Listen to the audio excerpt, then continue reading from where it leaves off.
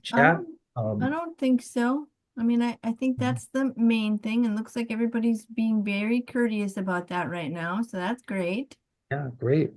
I recognize a couple of people. Vlasta, I thank you for tuning in. Hi, And I Troy. Good to see you. Yeah, you too. As we were just mentioning, Vlasta, because of the number of people, it's very possible we're not going to be able to see everybody on screen. But I caught you on the side there. And thanks for your email.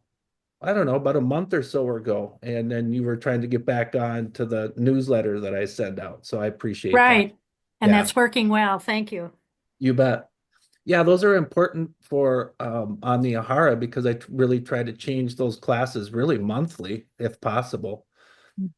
And I need to get the feedback from folks who take these classes as to what interests them and what time of day might be convenient, Uh, etc. So yeah, thank you.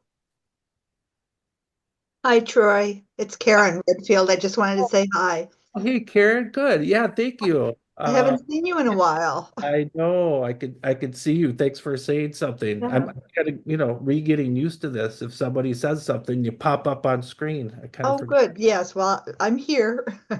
Yeah, I got your email also a month or so ago, and congratulations on you said you had written a poem that was accepted. Yeah, honorable mention, And yeah, and also in the calendar. So, and Tori, it was Troy who got me interested in poetry again. So I give him Wow. credit for. I'm now in the Wisconsin Fellowship of Poets, but Troy really was the person who got me back into poetry after many years. So I'm very grateful to him. That's great. So it's a synergy for you tonight, the two Yes, organizations together. Ah, exactly. great. So. And yeah, I'm reading in the Winter Festival of Poetry and I'm completely terrified, but you got to do these things. yeah. Well, just remember, everybody wants you to do well. Right. They Exactly. really do. Yeah, you bet. You've got the Yes. support. It's built right in. So yeah, that'll be fantastic. Yeah, good to see you, Karen. Good to see you, Troy. And nice to see you, Tori. Yeah, I nice don't to think see we've you. met in person yet. No, hopefully I'll see you at the conference in June. That's a good idea. So just everybody who's coming in, Troy and I are just kind of chitty chatting, waiting for people to come in, and we'll formally start a little bit after 7. We I have can a look it up. we have a very big group tonight, so we have to make sure everybody follows the Zoom etiquette and mutes themselves when they're not talking, etc. Tori, I can look it up, but what is the date for the conference in June? Do you know the I date? think it's June 12th or 13th through the 15th, something There like it that. is. All this little side. I don't know how to make it do anything else. Did You you? folks hear me? I can hear you, yes. Yeah, we Okay. can hear you. Is it Helen or Helene? That's Helly and that's me. I'm trying to make my screen bigger.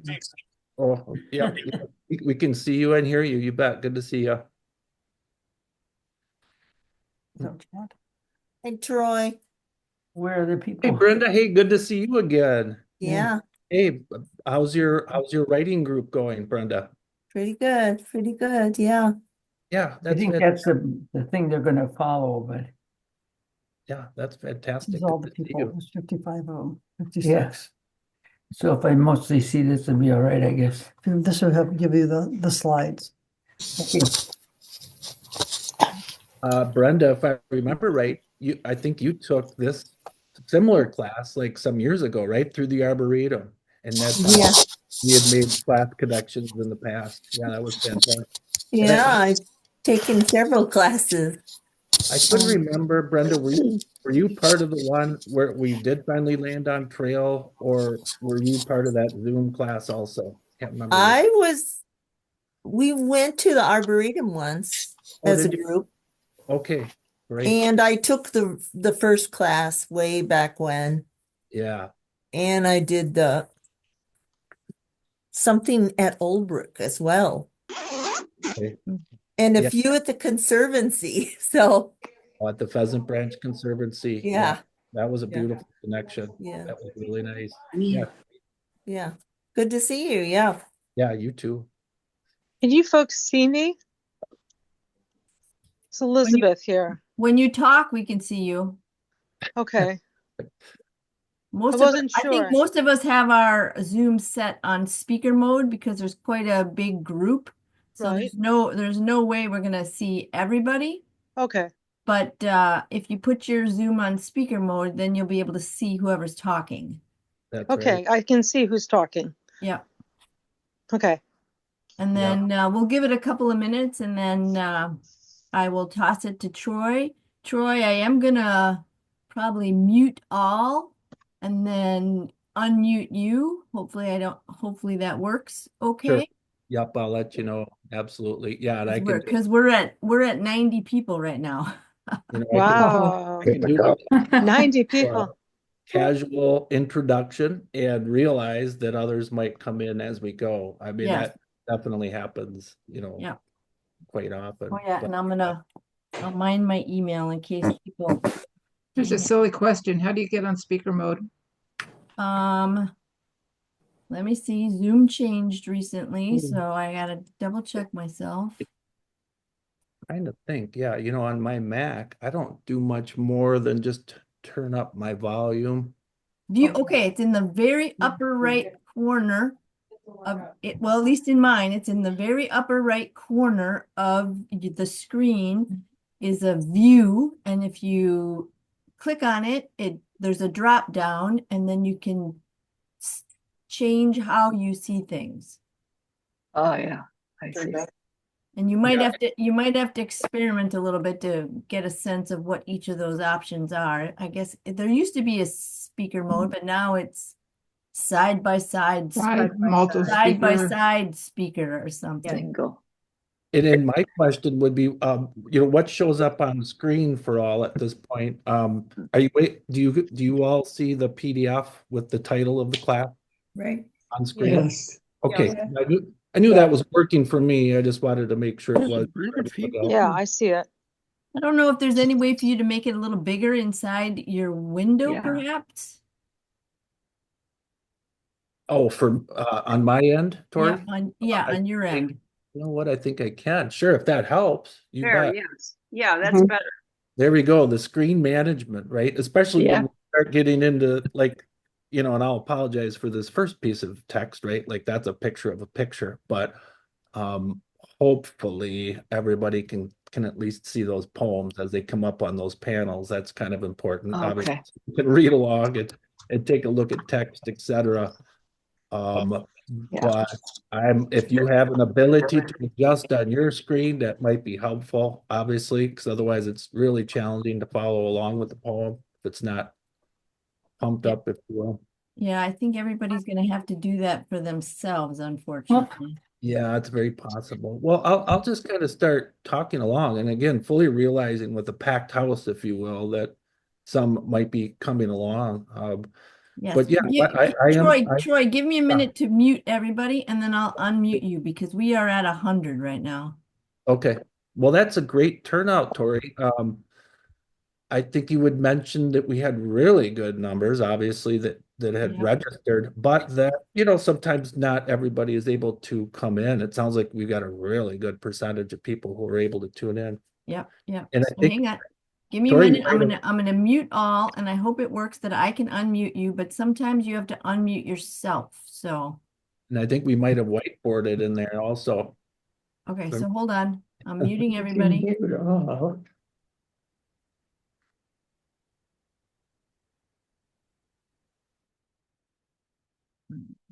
Where's Troy?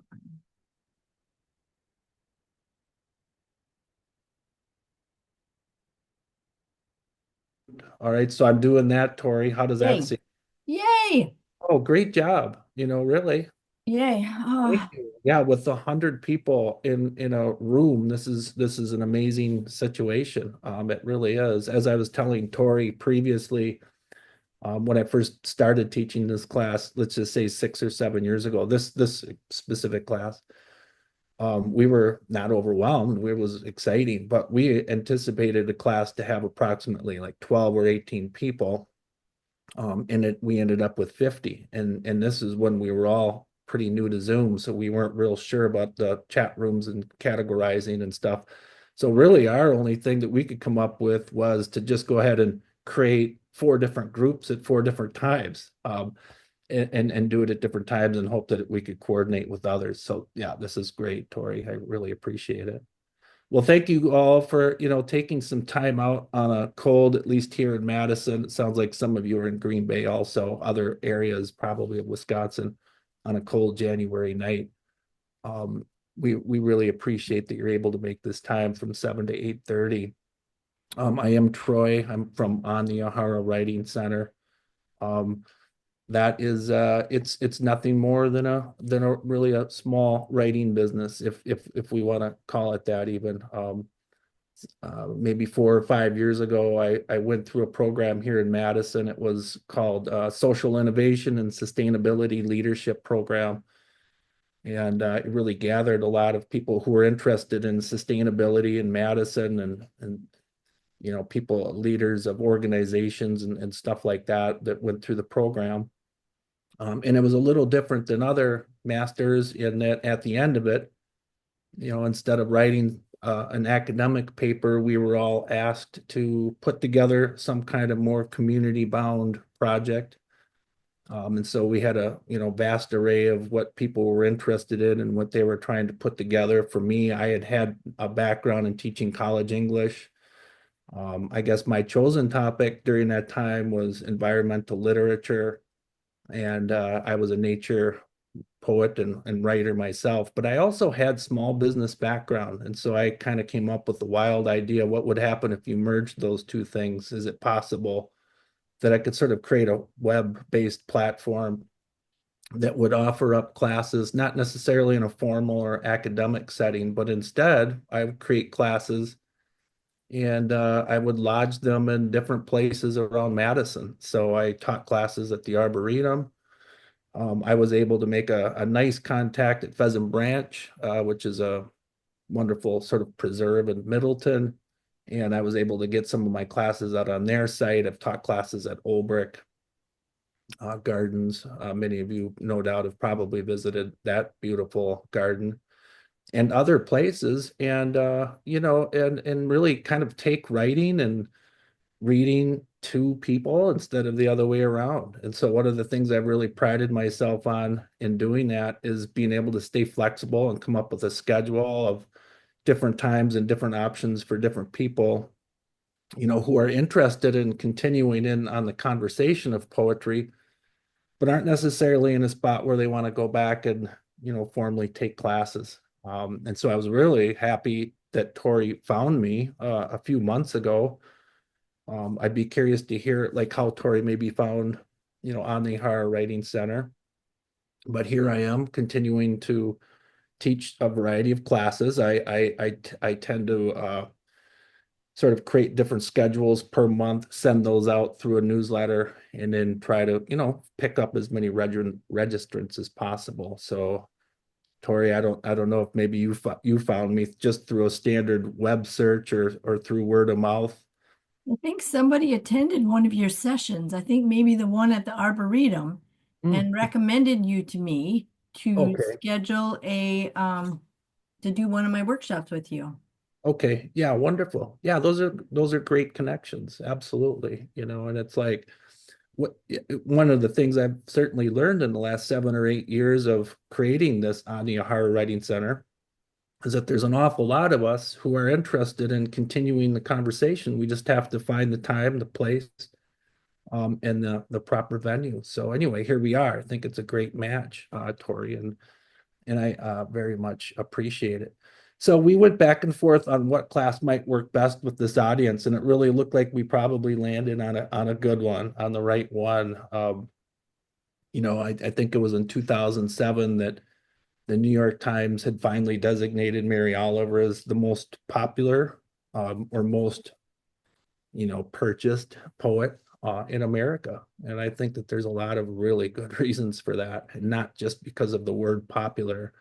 One of the things I really try to get at with any Mary Oliver class is also very much trying to point out the depth of her poetry, spiritual abundance in her poetry, and so on down the line. There's so many different facets to kind of admire And that's pretty much what I try to get across in these classes.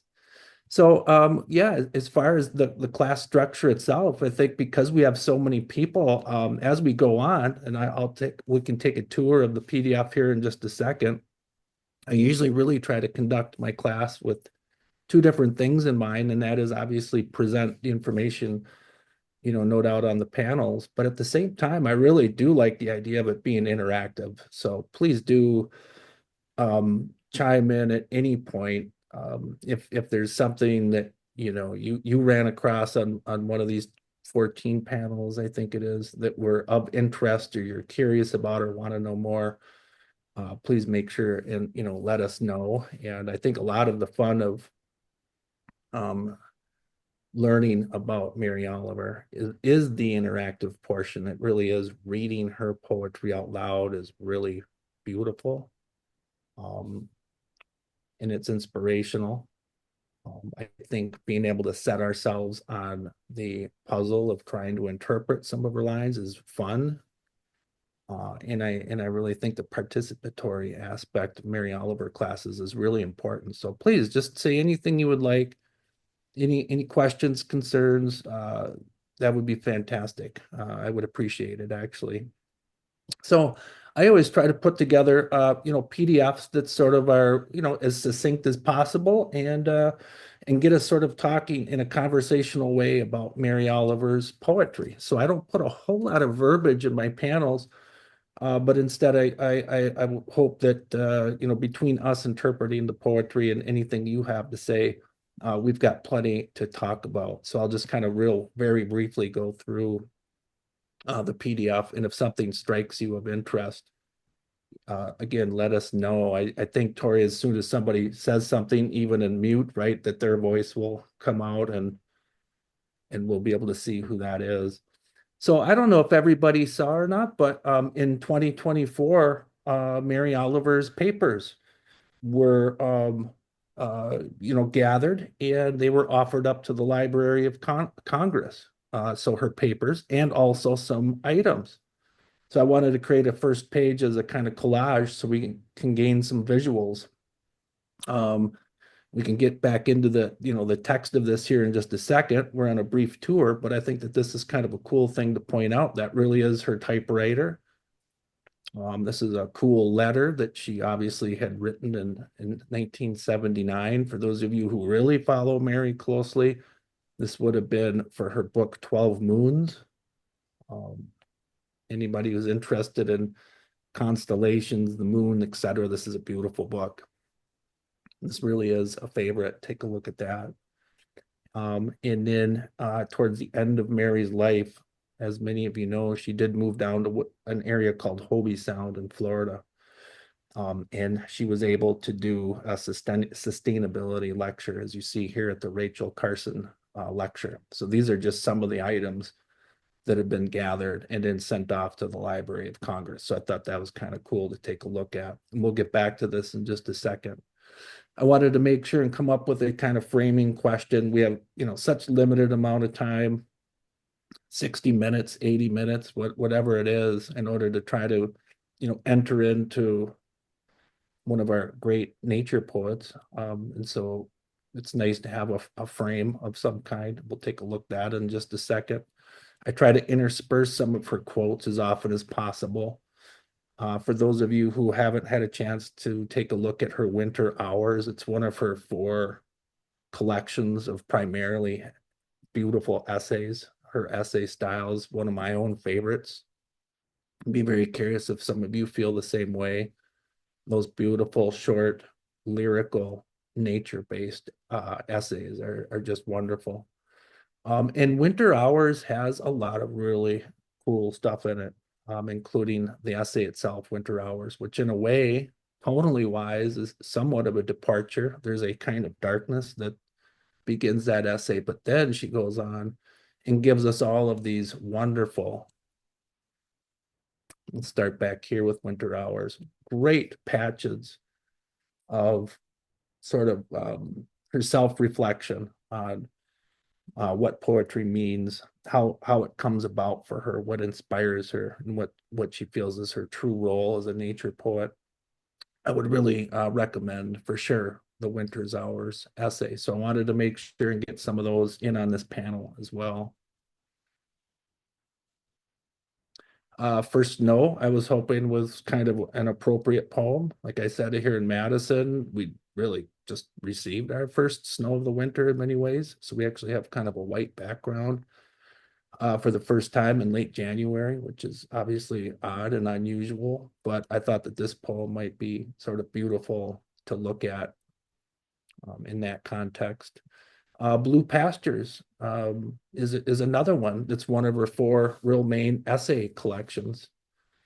And of Power and Time. Certainly didn't add it all in here. But there's some really cool reflections on her inner self as an artist. She really designates these 3 different portions that she always sees in herself as the interrupter. And I just feel like she's so good at being able to kind of self-reflect and then also articulate that. That's not something that all poets are always able to do or successfully, is talk about their own writing process. Mary is very good at that. And so I thought that this was a really cool essay.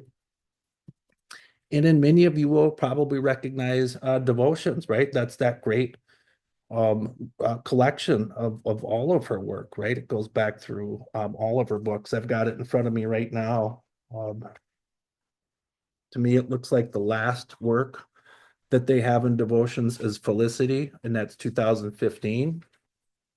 And as I go through the table of contents in Devotions, it goes all the way back to the very beginning. And this is one of the amazing parts, isn't it? The longevity of the career and the prolific nature. No Voyage and Other Poems was 1963 and 1965. It's really amazing, isn't it? 1963, publishing her first book in her late 20s. And then in 2015, a last book, Felicity. Really, really amazing. The prolific nature of her writing.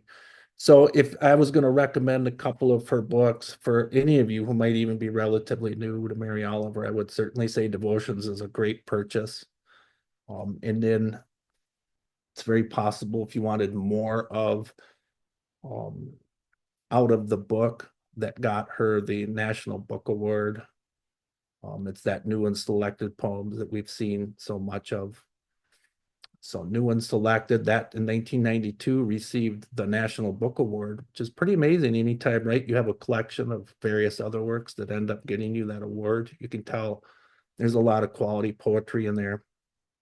One of the reasons why it probably received that award is it also includes American Primitive, and that was the book that got her the Pulitzer Prize.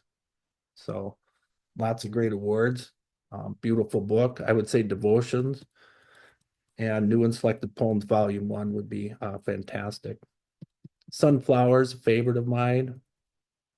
Can never forget, though, that Mary's poetry is not always necessarily what we think it is on first readings, or if you're brand new to Mary Oliver's poetry. So many of her quotes, phrases will show up in, in more inspirational books and that kind of thing, which is a great setting. But as many good commentators have mentioned over the years, there's always an underlying darkness there also. And it's that it kind of cast that sort of shifting ability in a lot of her poems between dark and light that I think probably attracts a lot of people, right? Most of us can kind of understand that shifting of tone and observation, if you will. And so the Kookaburras and Loneliness are 2 of the more challenging poems in many ways, but there they are. And it allows us to kind of talk about Mary Oliver in terms of also being a poet of, I think, self-help. That I put right into the title of the class. I think many of us could probably use not only the content of her poetry, but the process of it for prospects of self-help, self-inspiration. And these are 2 great examples of that. And then this is really one of my favorite short essays of hers ever. I don't know how many of you have read this. This probably comes out of my own favorite collection of hers of essays. There are some poems in Long Life also, but she has three in particular that I personally liked. Home, Comfort, two of my favorites. And then she has another sort of departure essay in that. I think it's called Wasteland, an Elegy. And this was an interesting one. She sort of documents with poetic style what it's been like to watch her town of Provincetown, Massachusetts, and specifically, oddly, the waste dump that's right in the city. In usual to Mary's style, you know, she has her eye on more than one thing, but she also wants to know how nature reacts to something like that, you know, changes in the town and the dump and stuff like that. So it's really kind of an interesting, very realist kind of short essay. But I really love Home very much. We'll take a look at that if we can by the end of the class. Just real quick, are there any one of those poems that any of you, you know, recognize or, you know, really admire or want to make sure that we get back into? I always offer up way more information than we're going to be able to get through. But I always want to make sure and rally around poems that are most interesting to participants. Any of those sound really ones that any of you have kind of read before, want to know more about, and make sure that we cover? I would just like to mention the book Upstream. You haven't mentioned that one, but it's also selected essays that I think is excellent. Oh, there it is. Yeah, I couldn't agree more. I couldn't agree more. The last line in that beautiful essay, Upstream, is that wonderfully famous line, right? Something to the effect of the beginning of, or attention is the beginning of devotion. One of my definitely favorites of all time. Yeah, absolutely. Thank you for mentioning that. There's also essays about home and her building her own house. Yeah. It's just so extraordinary. Yeah, thank you. Is it Kesia? Kezia, yeah. Yep. Yeah, thank you, Kezia. I have not. I created what is called the Mary Oliver Society here in Madison, and what I try to do is take on a new collection of hers basically each month and try to present something that's similar to this, and then have a little more informal conversation. And I haven't yet done Upstream, and so I would like to do that in the future. Yeah, thanks for mentioning that one. Well, here we go. Yeah, back to this page. This is our great collage, right? There's all kinds of nice pictures we could offer up here. This is just obviously a couple.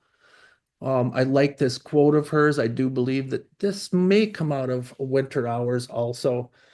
This leads us towards our topic, right? The art of observation in nature, and specifically Mary Oliver's, right? Not just all nature poets, but Mary Oliver specifically. As she says, I could not be a poet without the natural world. Someone else could, but not me. For me, the door to the woods is the door to the temple. Under the trees, along the pale slopes of sand, I walk in an ascendant relationship to rapture. And with words, I celebrate this rapture. I see and dote upon the manifest. I love these. I mean, these phrases, these lines. You know, so many of her short essays really are a weaving in of a kind of anecdotal narrative, and then she's able to summarize with these beautiful, I think, philosophical phrases and so many things. One of the things we're trying to accumulate in this class is we're not just interested merely in the specific nature of what shows up in her poetry, and it's always there. There's always a specific component of nature. What is it that Mary is thinking about as she's, you know, writing about these poems? What are those self queries? What's she looking for? it's very amazing. She drops so many hints and gives us so many wonderful clues. Really, you just have to kind of go out and read her essays, and she kind of tells you what her poems are about. And this is another one of those. She's interested in finding rapture. I mean, that's a pretty cool word. Very intense. Some have called her an ecstatic poet. I think that could be possible. If you want to categorize, but she says it herself very well here. She walks in ascendant relationship also. That's kind of amazing, isn't it? Even that motion, that word ascendant, to go from one state of mind or being to another with the assistance of that interface with nature. I mean, it's going to be a big part of our conversation. So I love that quote very much. And we can kind of just sort of collect those phrases as we go on and then really apply those to the poems. Well, this little piece that was segmented off on, it looks like it was a Guggenheim grant request back in 1979. There was a critic who was already talking, I think, looks like pretty accurately, of Mary Oliver's poetry back in 1979. I say back then because remember, she's written so many books since then. We've come to learn so much more about her intentions and what her poetry was about that I feel like this is really pretty good. It says here, Oliver might be described as a nature poet, but she's working on a much larger loom than her contemporaries. These spare, superficially pretty lyrics spring from a grand, quasi-mystical view of creation and the seasons of life. Nothing static in these poems. They pulse with a drama that Oliver's slippery lines persuade us is the necessary ferment of the natural order of things. Oliver is already well published, but this is a breakthrough book. Poem by poem, 12 Moons is a progressive hammering out and refining of what could become a major vision. And I love that last word in there, could become a, and I would definitely say that it had very much. I also like the word ferment in there. It goes along very well with what she just told us. Ascendant relationship to rapture. In words, I celebrate this rapture. I see dote upon the manifest. I mean, that really has the language of what this writer is talking about in many ways, doesn't it? Working on something a larger vision. And that's the thing that I like to try to promote in the Mary Oliver classes, is that larger vision in a lot of ways. How to frame it up? Well, there's going to be many ways that we could do it. I just wanted to make a quick, simple frame up, one that we could probably all associate with. When we think about observing in nature, a lot of times, not always, obviously, we think of going out to nature for specific things, grab our guidebook and make sure that we see what's happening out in the landscape at that particular time in that particular space. There's a great book that was published for the Arboretum at UW that does this so well. It was published by an author by the name of Cochran. He worked at UW. I think he was in botany, and he created a kind of species list, for example, of everything you could find in the Arboretum. And what was so cool about it is that he would tell you where, right? So you could find phlox here at this point. You could find this particular sunflower in Curtis Prairie at this point. So it allows people like myself, way more amateur naturalist, to sort of check up on, what it is that I was seeing. Well, anyway, that's what a lot of times we kind of think of, right? Is we're looking for something in nature, we're looking for something specific. And of course, the nature poet is interested in that also. There's no doubt. It's also very much interested. But as we read not only Oliver, but much of other nature poetry, you come to realize these tendencies are often just touch points, not necessarily the sole reason for inquiry. So what we can do when we look through her poetry is look for these other things. What is it that nature poets are looking for? We've already got one on our list, She tells us, ascendant relationship to rapture. Okay, that's a hard one to put in a naturalist guidebook. Very, very hard, right? That's going to come to us in different ways, different people, different things that we're looking for. Nonetheless, that's one of the things that she says she is looking for. And we want to know why. What is it? What does that look like? And what's that grander vision that they're mentioning? Well, she goes on and she tells us a little bit more. And this is out of Winter Hours. I love this quote also. It helps us understand where she's coming from. She says, knowledge has entertained me, it's shaped me, but it has failed me. Something in me still starves. And what is probably the most serious inquiry of my life, I have begun to look past reason, past the provable, in other directions. Now I think there's only one subject worth my attention, that is the recognition of the spiritual side of the world, and within this recognition, the condition of my own spiritual state. Not really talking about having faith necessarily, although one hopes to. What I mean by spirituality is not theology, but attitude. That's one of my favorite lines of all time. What is attitude? How does that manifest itself in poetry? Such interest nourishes me beyond the finest compendium of facts in my mind now. In any comparison of demonstrated truths and unproven but vivid intuitions, the truths lose. Therefore, I would write a kind of elemental poetry that doesn't just avoid indoors, but doesn't even see the doors that lead inward to labs, to textbooks, to knowledge. I would not talk about the wind and the oak tree, the leaf on the oak tree, but on their behalf. I would write praise poems that might serve as comforts, reminders, even cautions if needed, to wayward minds and unawakened hearts.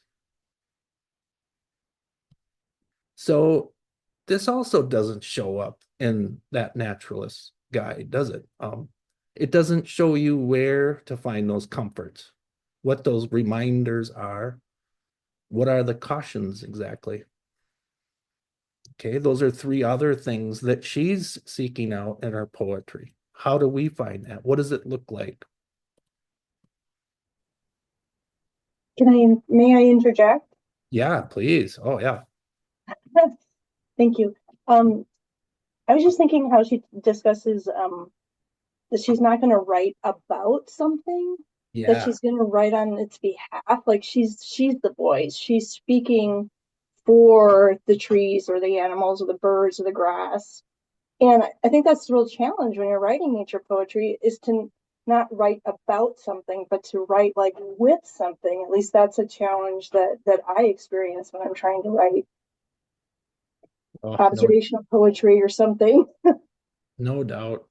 Right? Yeah. And if you're teaching yourself how to write poetry, if you're teaching others to write poetry, what's one of the first rules we mentioned, right? Is description is pretty critical. I mean, Absolutely. right? You got to start somewhere.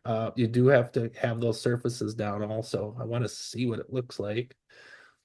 But absolutely, there's one problem with merely skipping across the surfaces. And it's almost as though then you're two separate beings, right? Absolutely. He is the observer. That piece of tree over there is something separate. And I'm really just interested in its scientific characteristics. But Mary's like, hang on a second, let's get rid of the bark. Let's get rid of the air between. She uses her imagination to enter into nature, at least temporarily. Mhm. Temporarily. And we can find this arc in most of her poems. She is able to enter into the mind, if you will, of nature, whatever that is. Finds a kind of moment of solace, transcendence, many words that you could put on that. And then she recognizes the fact that, oh, she is still the observer. She is still human. And that communion is temporary, and that she has to move back into like Exactly. life. Yeah. Part of and yet apart at the same time. That duality. Yeah. Yeah. Duality. Absolutely. Yeah. Great word. You bet. Yeah. Thanks for mentioning that. You bet. Describing something from afar, or attempting to enter into. You know, and we're getting into so many wonderful books and things that really is starting to talk about things like the minds of trees. I think we recently read Sister Tree. No, Mother Tree. I would really recommend that one. This is a scientist who's been working her entire life at trying to figure out how trees work and what happens underground. And then when we start trying to figure out where roots and some of that chemistry all interconnects, you know, do trees communicate and do they scientifically, can they understand our presence? Well, this is one of the things that kind of makes Mary before ahead of her time. She was feeling that intuitively, and now we're starting to get to the point where we can verify it.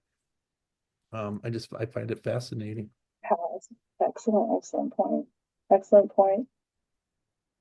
When I am among the trees, especially the willows and the honey locust, as equally the beech, the oaks, and the pines that give off such hints of gladness, I would almost say that they save me and daily.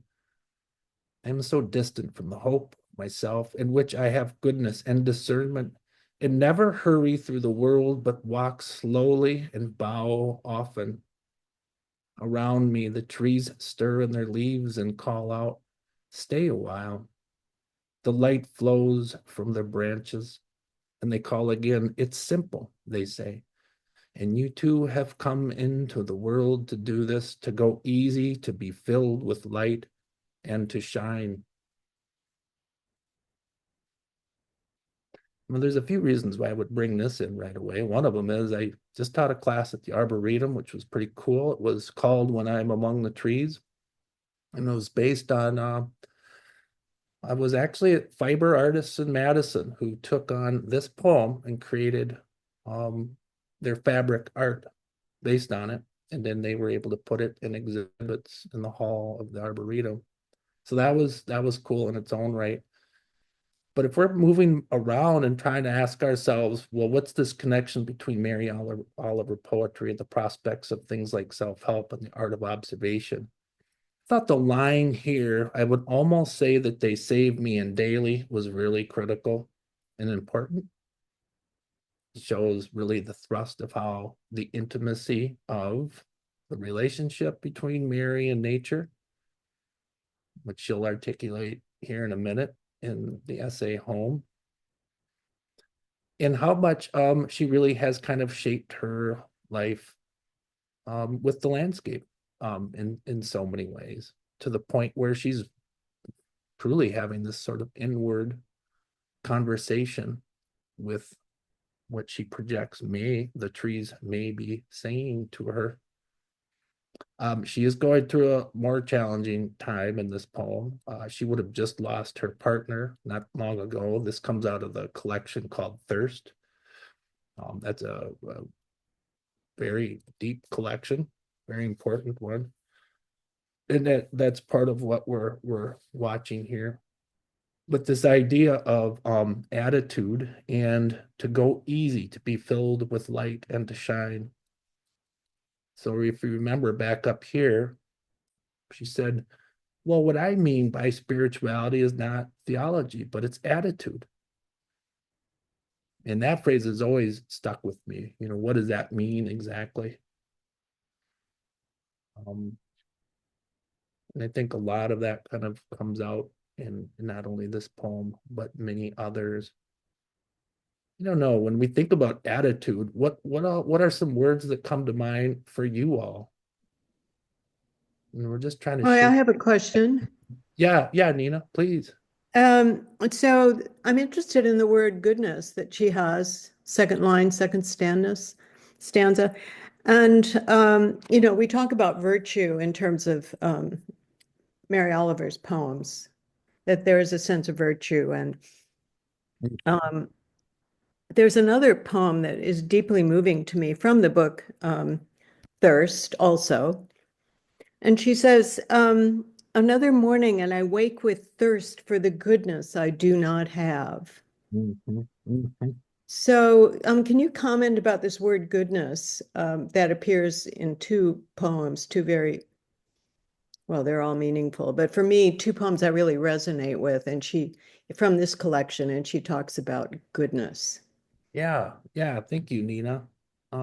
Yeah, absolutely. And yeah, this is a harder poem, isn't it? Like this isn't always necessarily the attitude that we connotate with Mary Oliver poetry. I think the attitude that is bound into this poetry shows a little bit about something that she is going through that's very challenging, no doubt about it. I would probably go as far as to say that there seems to be a little bit of what kind of phrase would we like to see here? The trees have that goodness. It might be something that she is seeking. She needs a kind of pure goodness to see in her life to allow her to move forward from some form of despair. But then she pulls back pretty quickly here. It says, I am so distant from the hope of myself, in which I have goodness and discernment, and never hurry through the world, but walk slowly and bow often. I think that's a pretty powerful phrase there. I am so distant from hope myself. To me, that kind of shows like some real psychological struggle that she's going through. There's other things, when we talk about self-help, we probably also need to talk about, well, what is it that what's the conversation look like inside of us? Is it going towards the positive or is it going towards the negative? And if it's negative in this point, she's probably saying something like, I don't have that hope right at this instant, but when I go to the trees, I do find it. Those around me, the trees stir in their leaves, and thankfully they call out, stay a while, be calm within oneself, just be. Don't worry about what's next or what's past. The light flows from their branches. And they call again, well, it's actually very simple. You don't have to overcomplicate things. They say, and you too have come into this world to do this, to go easy, to be filled with light and to shine. There's a real arc in the poem, isn't there? Of going from what seems to be a real difficult point, and then that final light that kind of comes through the tree, and then hopefully that's what she can gain also. That reminds me a lot of what she talks about, that she's going for this ascendant relationship to rapture. That might be adjusted a little bit for this poem. She might be seeking something else just to be. Self-acceptance might be another phrase you could use. I don't know, Nina, what was there anything else that you were thinking of when you interpret those lines? No, I mean, I could just weep when I read that first line. I'm so distant from the hope of myself. And then, Yeah. and then this book, Thirst, is so transparently reverent. And in the other poem, she says, love for the earth and love for you are having such a long conversation in my heart. Mhm. I just feel so deeply that she has reached some deep inner place of resolution. Yeah. And maybe the goodness is the unworthiness she feels. That Unworthiness. in order to reach that at one-ment, so to speak, with God, with nature, Yep. that goodness is a feeling that she's not worthy. You bet. Yeah. You bet. Yeah, she's in apprehension of it, maybe ascendant of it. If in her other poems she can almost ascend to rapture per poem, if she's going through something this difficult and deep as losing a partner 50 years, it might not be such a quick hit, if you will. It might not be enough to just have the single poem. So I agree. It's almost as though her phrasing is saying, I am so distant in general from hope of myself right at this moment. But the relief is there, and the trees are able to announce that to us as long as we're willing to spend the time, listen, and as you said, Nina, be reverent of. And that would be another thing we can add on our list. use the word reverence. Why not? That's another thing that we can actively seek out in our relationship with nature, for sure. Well, whenever I'm at a standstill and trying to kind of interpret the real, depth of Mary Oliver's poetry, one of the things I find as an antidote is allowing her to tell us the things that are on her mind. And so I'll jump down to one that we could close the class with, but we take a look at it now. Maybe this will help us kind of understand this. Now, this is a different period in her life. This actually comes from long life. As you can see, it's she doesn't have a whole lot of humans on the covers of her books. She shows up on one or two, but for the most part, not many. This one is really dedicated, I think, in many ways to that relationship. And it happens to be really my favorite book of essays, for sure. A certain lucent correspondence, she says, has served me all my life in the ongoing search for my deepest thoughts and feelings. It's the relationship of my own mind to landscape, to the physical world, especially to the part of it with which over the years I have, and not casually, become intimate. And we just saw that intimacy. Where does she go? Where does she go to first when she needs some spiritual touchstone? Okay, it's not a building. It is not another person. She does go to nature, doesn't she? It's no great piece of furniture in the universe, no Niagara, rainforest, Sahara, yet it's beautiful. Ripples in the weather is as lively as any outpouring from the Great Lakes.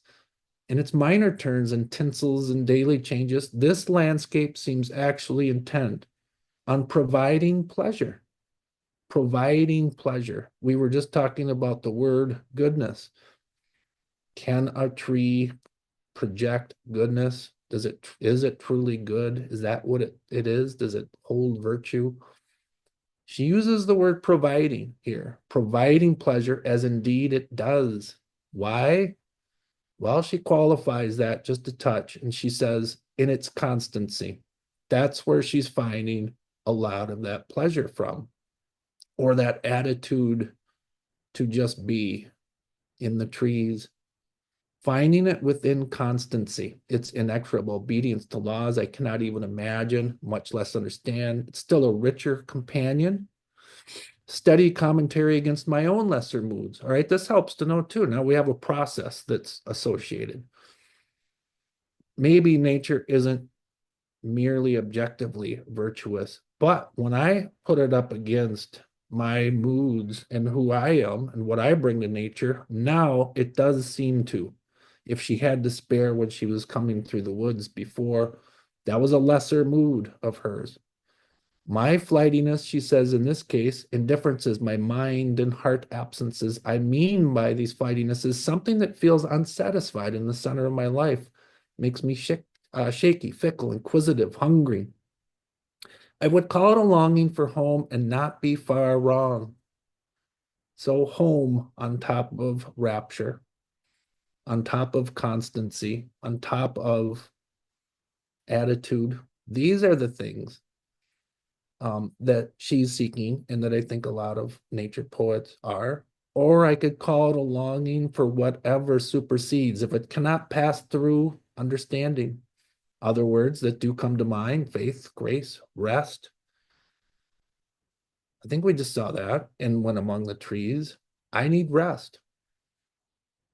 In my outward appearance and life habits, I hardly change. There's never been a day that my friends haven't been able to say, and at a distance, hey, there's Oliver, still standing around in the weeds. There she is, still scribbling in her notebook. But at the center, I'm shaking. I'm flashing like tinsel, restless. I read about ideas, yet I let them remain ideas. I read about the poet who threw his books away to better come to a spiritual completion.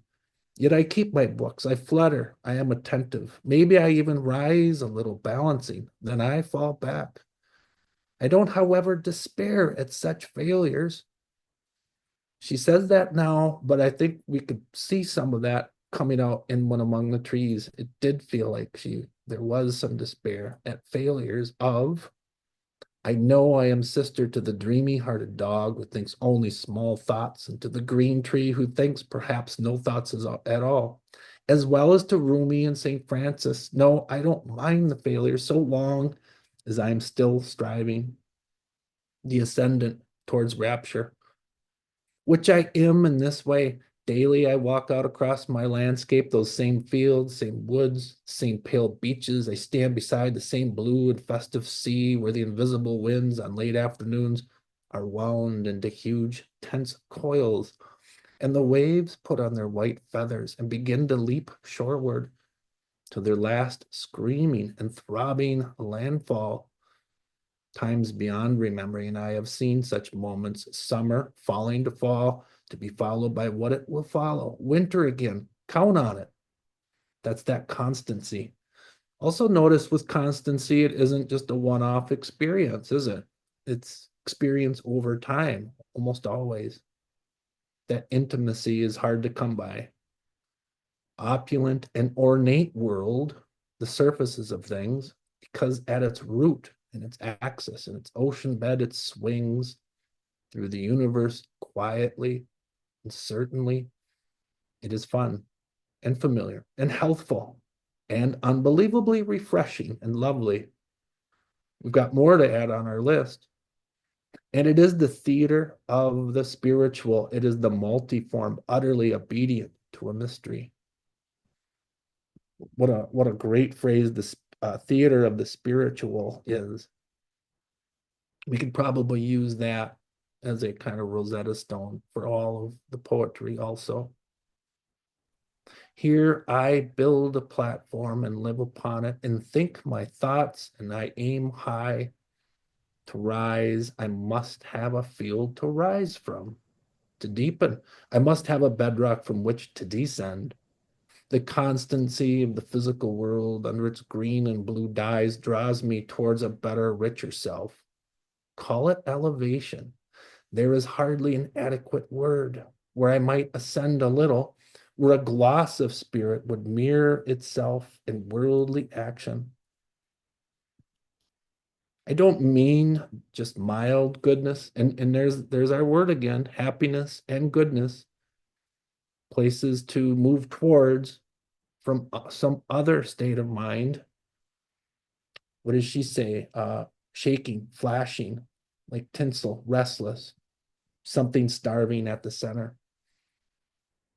I mean feistiness too, the fires of human energy stoked. I mean gladness, vivacious enough to disarrange the sorrows of the world.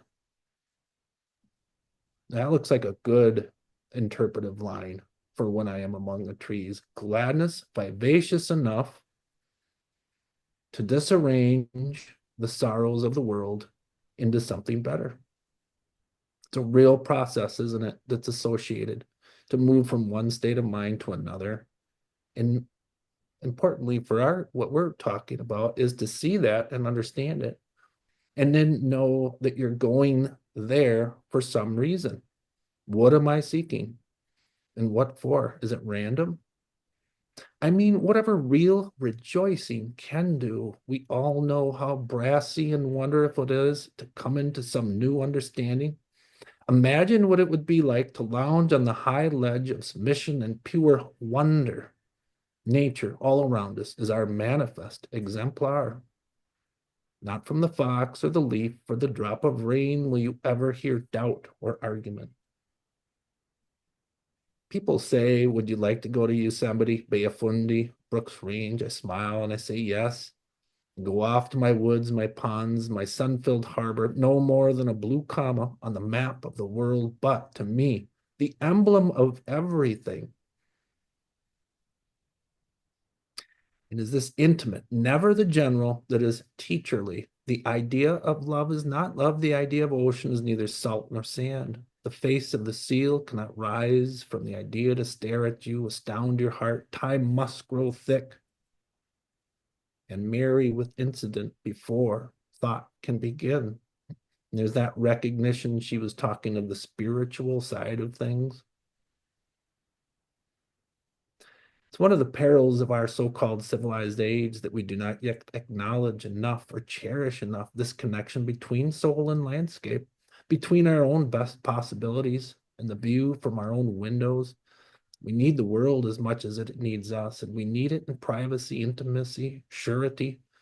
We need the field from which the lark rises, bird that is more than itself, that is the voice of the universe, vigorous, godly joy. Without the physical world, such hope is hacked off, is dried up. Without wilderness, no fish could leap and flash, no deer could bound soft as eternal waters over the field. No bird could open its wings, become buoyant, adventurous, valorous beyond even the plan of nature. Nor could we.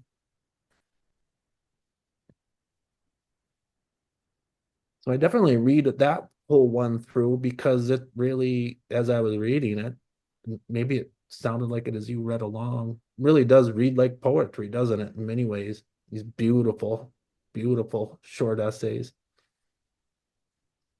beautiful phrases, great images. I have a question. Yeah, yeah, Jan. So after reading these beautiful pieces, someone sent me Oliver's poem of the Empire. And it's so and I was like, that can't be her poem. I mean, because of all of the things that you've just read and what everyone has just said. Yeah. So what do you say to that? Oh, that's a good. Yeah, we would have to bring that one up to find it, find out.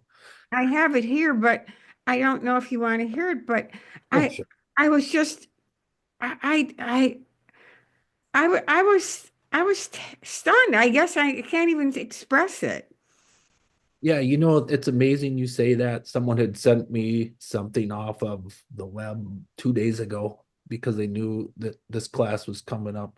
And for the likes of me, I seriously had never read that poem. Um, I still can't find it, and I'm forgetting what the They, title of it and it says it's from her 2008 collection, Red Bird. Maybe this is false information.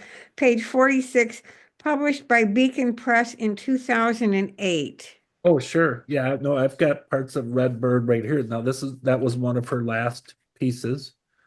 There was a tonal shift in her poetry. There's no doubt. I mean, I would say maybe even the collection Thirst, sort of changed the level of religiosity. And then once you get into books like Red Bird and some of the others, it does become more religious. Is that sort of part of the question that you have, Jan? Is it Well, almost at the end of this poem, she says, she talks about what we'll be known for, and then she says at the end, she says, they will also say that our politics was no more than an apparatus to accommodate the feelings of the heart. And that heart in those days was small and hard and full of meanness. Yeah, that's that. I mean, it's possible. Ooh. Yeah, one of the criticisms for some up against Mary Oliver's poetry is that it wasn't political enough. There you go. But there are Okay, a thank few you. pieces that she does bring in some prospects like that. And yeah, and I have it right here too, by the way. I've got it in devotions on page 112. Okay, Yeah, thank you, you. you bet. Why don't you read it, Troy? Sure. Yeah, of the empire. This is out of Red Bird. We will be known as a culture that feared death and adored power, that tried to vanquish insecurity for the few and cared little for the penury of the many. We will be known as a culture that taught and rewarded the amassing of things, that spoke little, if at all, about the quality of life for people, other people, for dogs, for rivers. All the world, in our eyes, they will say, was a commodity. And they will say that this structure was held together politically, which it was. And they will all say also that our politics was no more than an apparatus to accommodate the feelings of the heart. And that heart in those days was small and hard and full of meanness. That word in there that she uses, commodity, if there was like one streak of sort of explicit, more political verbiage that comes in her poetry, that commodity versus community is part of it. I just read a piece, it was another one of hers where she really looked at some of her forerunners in environmental thought. Rachel Carson would be one of those, and others. But Aldo Leopold was another. He very much coined that phrase of thinking of nature as commodity over community. That comes up in the land ethic, and she might very well be pulling on some of that right in the language of that poem. But Jan, maybe my question for you, do you enjoy that kind of poem as much as some of her others? I was just surprised because I'm not a scholar on her as you are, but I have a lot of her stuff and I'd never heard her that those last three lines Yeah. kind of sets us up. In a way, she say it's an apparatus to calm the feelings of the heart, and that heart in those days, and you think maybe she's going to say was open and warm and accommodating or something, and she says small, hard, and full of meanness, and I wasn't looking for that kind of comfort at this moment. I Yeah. guess that's what I would have to say.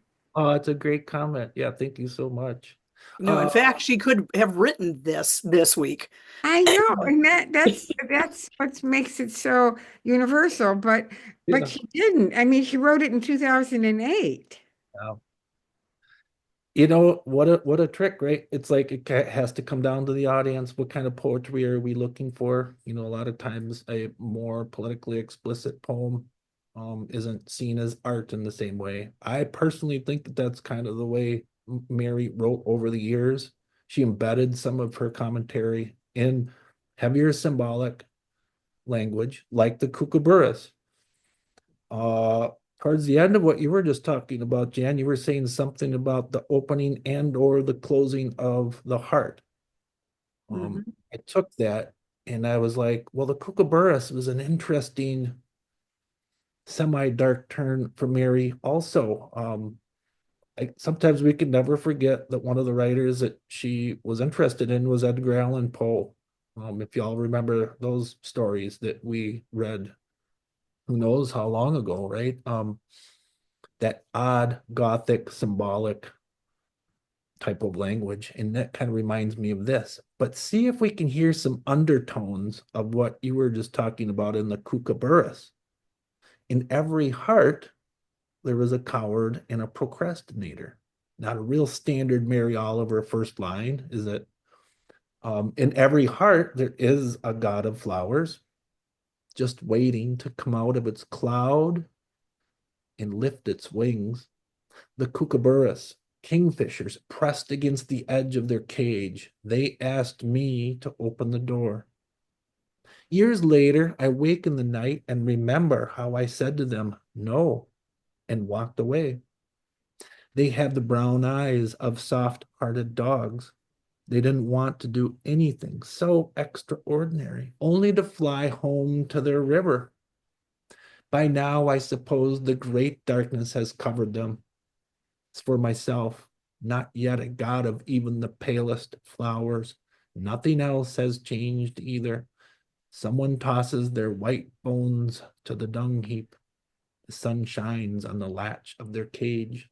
I lie in the dark, my heart pounding. Kind of an interesting departure, though, isn't it? For many of her other poems. I bring it in because I think it's a kind of an interesting example of ways of using nature poetry for those concepts of self-help if you are moving through a moment of doubt.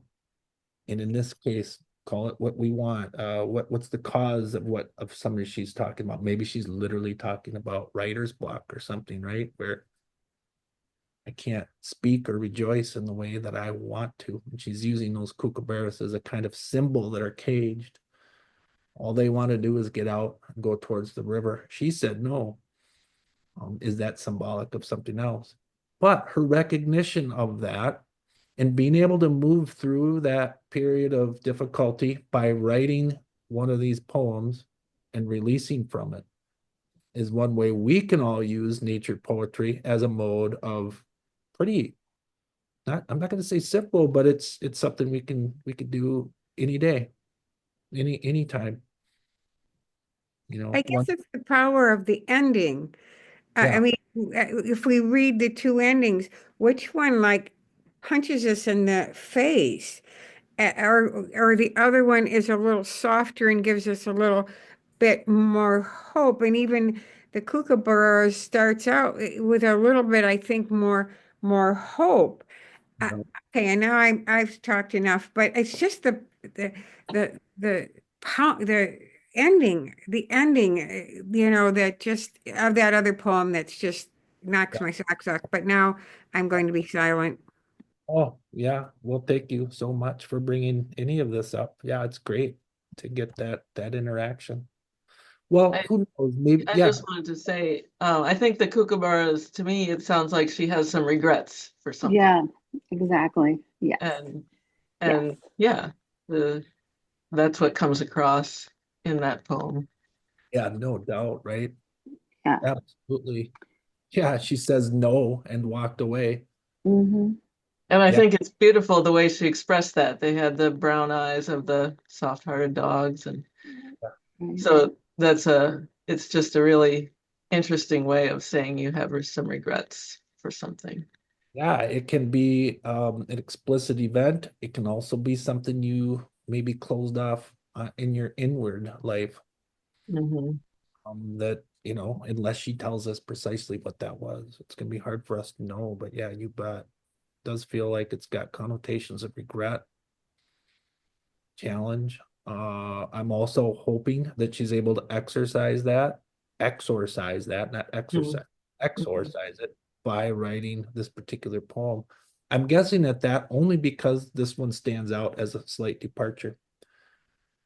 But she offers it up anyway, which tells us a little bit about her dynamic ability as a writer and also self-reflectiveness and transparency. Her ability to show both difficulty pieces and the more shiny examples, right? She says explicitly in loneliness, I too have known it, to have known what it is to feel misunderstood, rejected, suddenly not at all beautiful. Troy, Oh, when yeah. I'm looking up Kookaburra on my phone. Oh, yeah. Aboriginal cultures have a deep connection with wildlife and nature. Encountering a kookaburra in some cultures can mean good luck. Oh, okay. Hope, overcoming fear, finding balance. I think it's sweet, actually. I think it's just using that in the title. It's a nice, it's still nature. It's still, yeah. And I was glad that, after her first use of kookaburras, she tells us kingfishers. That was kind of nice, right? If we don't have our guidebook right with us, we're like, that's a really cool word, but I'm not sure what that is. Some of you might have known right away what it was, but I did not in the beginning. Kingfishers are a really interesting symbol, aren't they? For any of us who have seen them at play at work. They're such a dynamic bird, aren't they?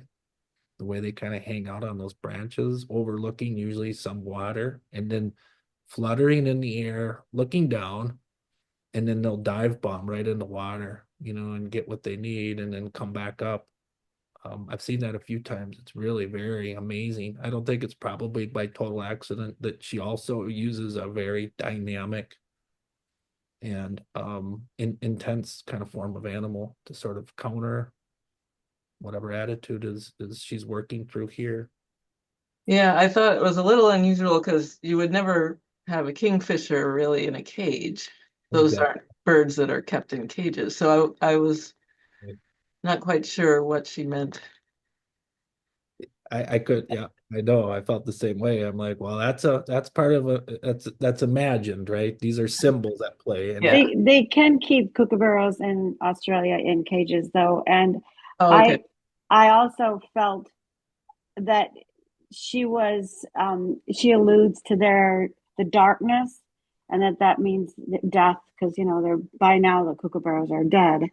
But then her last line is, "I lie in the dark," and to me that's saying I am now older after I failed to release him from the cage, and my heart pounding. So she's not dead, but she's reflecting and having I agree, regret just is screaming from this poem. Yeah. And as you reflect on your life, so I assume that she saw the kookaburras in her past, and she's thinking back to how she walked by them. So anyway, it's ominous, but the language so beautiful. are Very that beautiful. symbolic, that vague, it is an invitation for us as readers. It's an invitation for interpretation, which is wonderful sometimes. Instead of a poem that is 22 lines of just describing the kookaburras for us.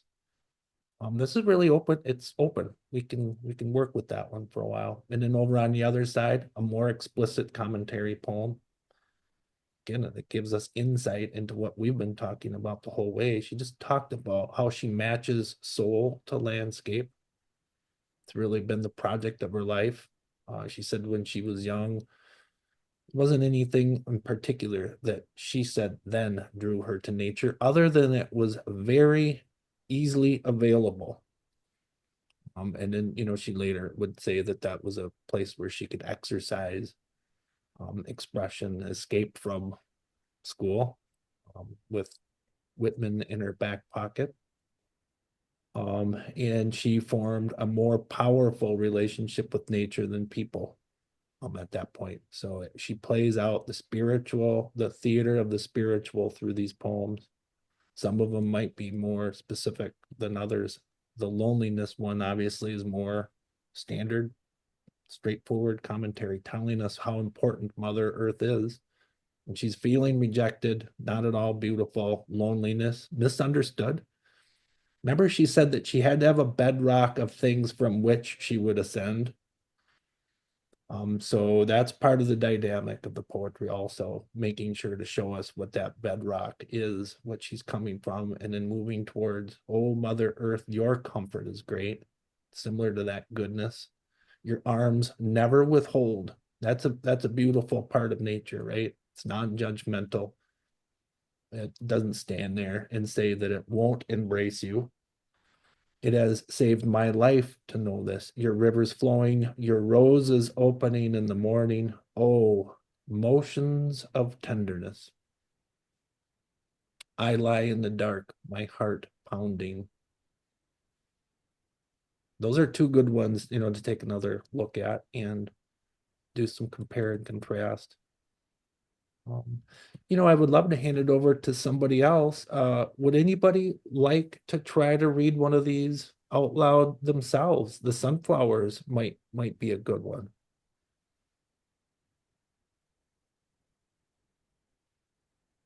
The words that I put on the bottom, the quote is, the long work of turning their lives into celebration. And I wanted to highlight that. Celebration is another thing, and the art of observation of nature. How do we find it? What is celebration? What does it take to get there? Is it automatic, or is it something earned? Where does it come from? Where does it move towards? How long does it last?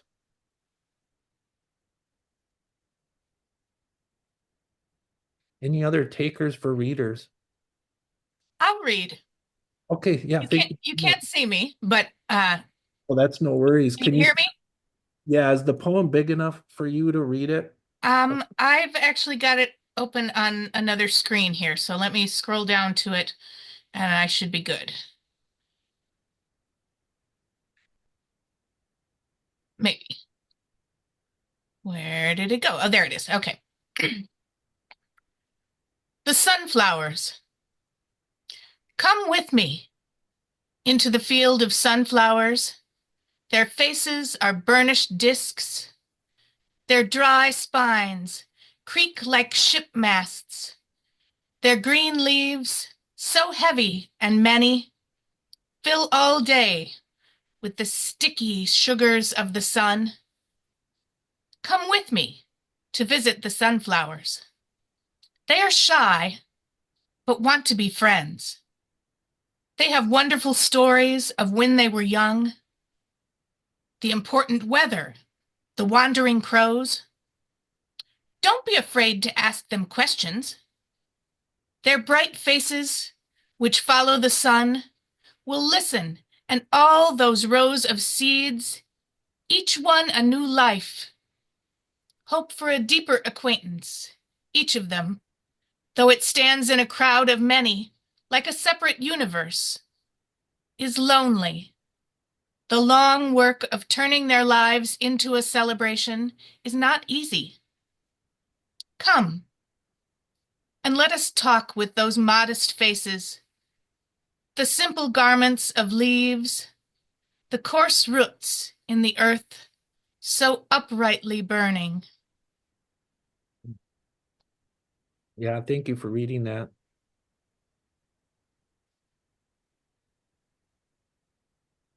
Well, we've got so many words and phrases already to work with, don't we? We've got really a list, a mental list that we could start to test and apply. What are some things that we see right away in this poem that we've already seen? And we've only read 3 or 4 poems. The first line,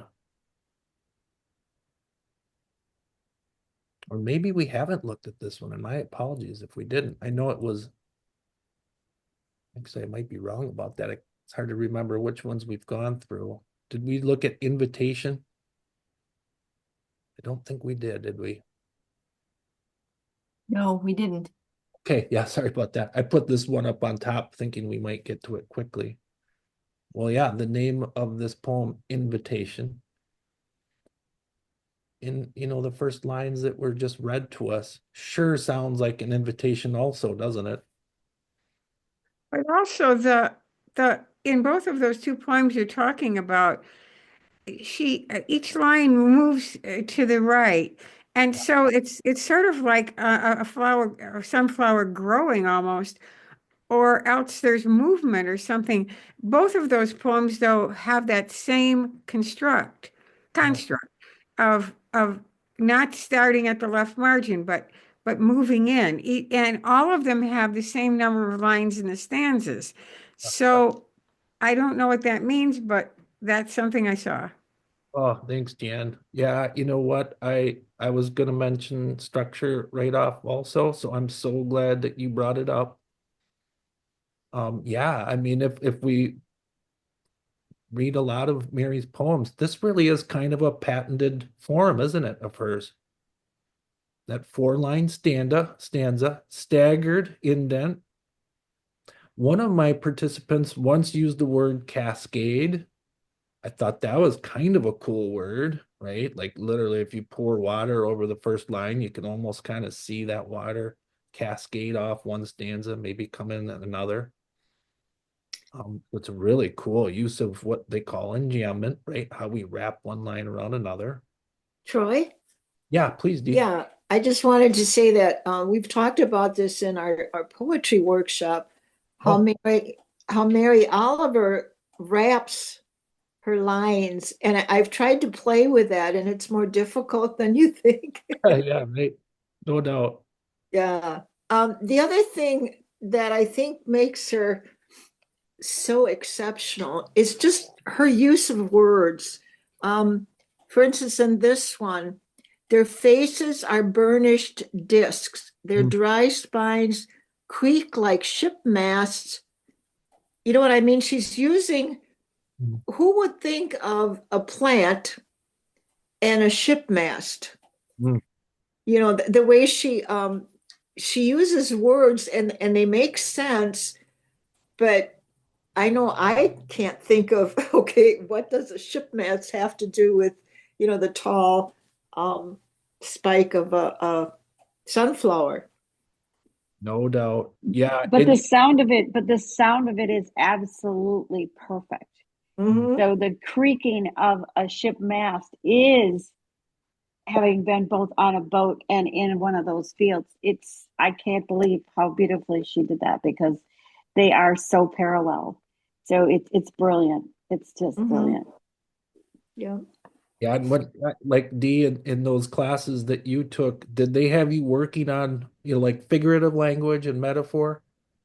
No, actually, this is just a workshop through Shake Rag Alley, and we workshop each other's poetry, and we were talking about just Mary Oliver's style, the way she raps.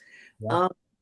I tend to write old fashioned, at the end of the sentence, you go to the beginning of the new sentence, and she doesn't do that, and it's I love that format because it could almost be prose. You know If what I mean? you ever get a chance, please read her short lyrical essay also. It's called The Swan. Okay. Um, okay, so as we've been trying to get at, what her great short essays are really engaging because we're able to enter into the mindset of the poet and what are the things that she's looking for, the abstract things even, which is really amazing. It kind of gives us an ability to interpret her poetry through her own words. It's so fun.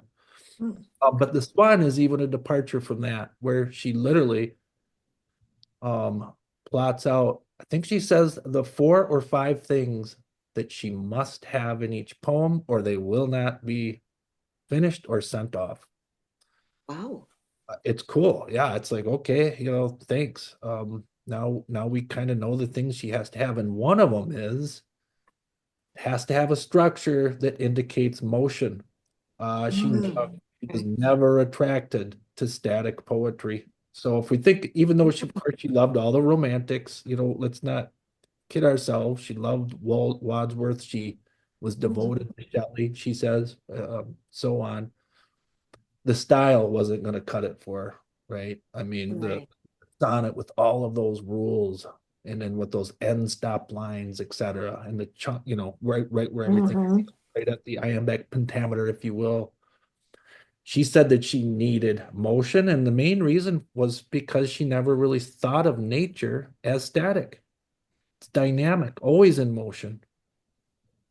And then so she talks about the swan, and then she gives us a poem called The Swan. And sure enough, what do we see but a swan that really literally swims back and forth at one point, and you can just about see that happen. But I agree with you, how to cut these lines off. It looks easier said than done, doesn't it? The other part of that heavy enjambment with her, then, if you start looking at her poetry, how long her sentences really are. Oh, like this, we could go ahead and count it. This might be 3 sentences in total.